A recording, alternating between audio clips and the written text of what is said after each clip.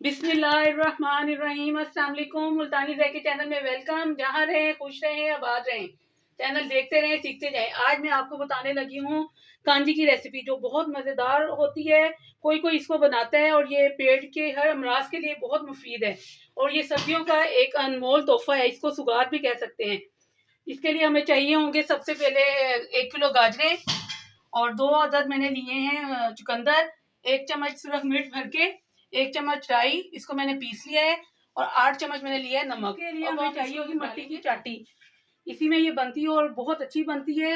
बाद लोग कहते हैं भाई ये इससे पीने से गला खराब हो जाता है। नहीं, इससे गला खराब नहीं होता। हम लोग इसमें पहले ये डालेंगे, गाजरें इसमें डाल देंगे।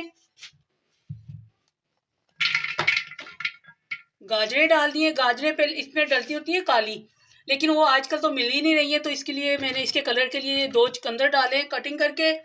राई डाल दिए पीस के 1 चम्मच, 1 चम्मच सिर्फ मिर्च डाल दिए और ये 8 चम्मच नमक डाल दिया है। और इसको ना भर के रख देंगे पानी के साथ और इसको 8 दिन के लिए इसको पड़ा रहने दें ऐसे ही। इसको दरमियान में 1-2 मरतबा बस हिला दें और ये 1 हफ्ते में तैयार होती है। देखिए, अब इसको पानी डाल देंगे और इसको पूरा भर देंगे ऊपर तक।